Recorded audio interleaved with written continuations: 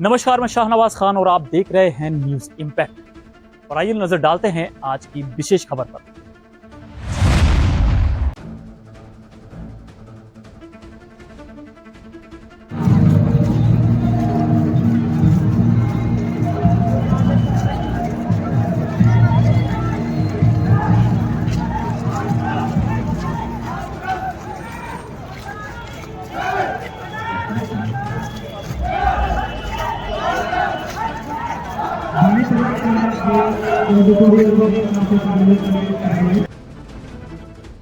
आज विश्व मृदा दिवस के उपलक्ष्य में, जिसका कि एक थीम है caring soil, measure, monitor and manage, यानी मृदा की देखभाल करनी है, उसका मापन करें, उसकी निगरानी करें और उसका प्रबंधन करें। इस थीम को लेते हुए हमने अपने विश्वविद्यालय के पांचों कॉलेजों में, पांचों महाविद्यालयों में, ग्वालियर, इंदौर, सीहोर, मंदसौर एवं खंडवा में बृहद कार्यक्रम आयोजित किए हैं।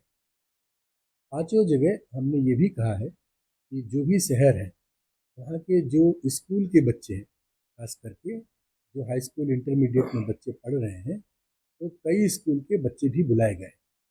यहाँ पे भी हमने 10-15 स्कूल के बच्चे बुलाए ग्वालियर में, जिससे कि एक नई जागरूकता पैदा हो, क्योंकि बच्चों का दिमाग एक अलग होता है, उनमें सीखने की ललक होती है।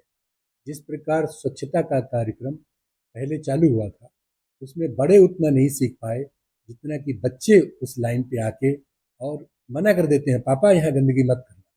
उसी प्रकार से हम चाहते हैं मिट्टी के स्वास्थ्य के संबंध में हर बच्चे को ज्ञान हो, जिससे कि भविष्य में हम मृदा की उर्वरता को स्थापित कर सकें, उसके स्वास्थ्य को सुनिश्चित कर सकें, क्योंकि मृदा का स्वास्थ्य ही मनुष्य के स्वास्थ्य को बनाता है।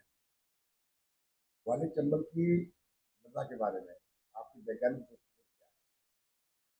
ग्वालियर और चंबल की जो मृदाएं हैं, वो बहुत ही कम उपजाऊ है।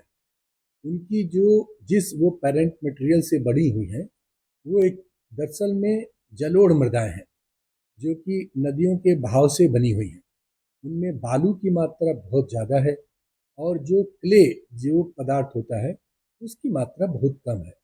ज़्यादा बालू होने से इन मृदाओं में कटाव बहुत ज़्यादा होता है, मृदाएं बह जाती हैं।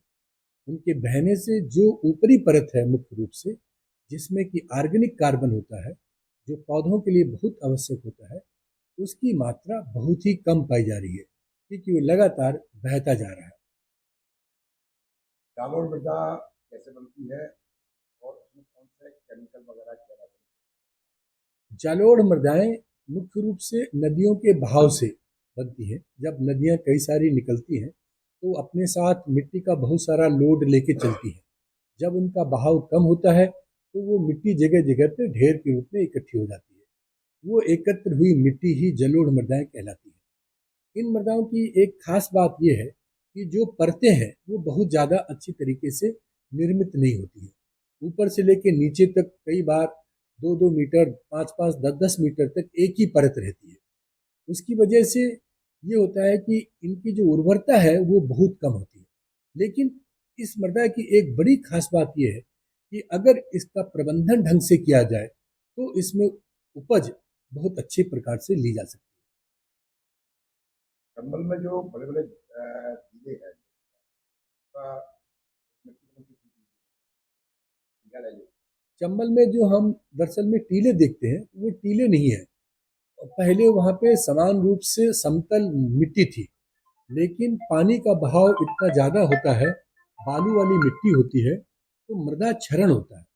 मृदा क्षरण की वजह से हमारी जैसे जैसे मृदा बढ़ती जाती, क्षरण होता है, तो उसमें क्या होता है, ये इरोजन जिसको कहते हैं, मृदा क्षरण कई प्रकार का होता है।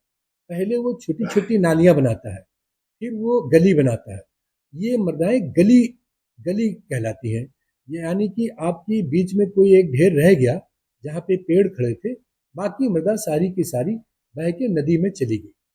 तो ये सब गली इरोजन है, जिसको आगे चल के गली जो है रेवाइंस में परिवर्तित हो जाती है।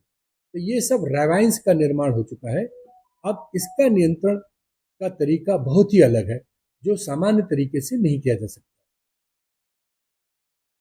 ग्वालियर शहर की और भी खबरें जानने के लिए देखते रहिए न्यूज इम्पैक्ट। हमारे यूट्यूब चैनल न्यूज इम्पैक्ट को अभी सब्सक्राइब करें, फेसबुक पेज को फॉलो करें और हमें खबरें या विज्ञापन भेजने के लिए हमारे इस नंबर पर संपर्क करें 9300760730। न्यूज इम्पैक्ट, नजर सिर्फ खबर पर।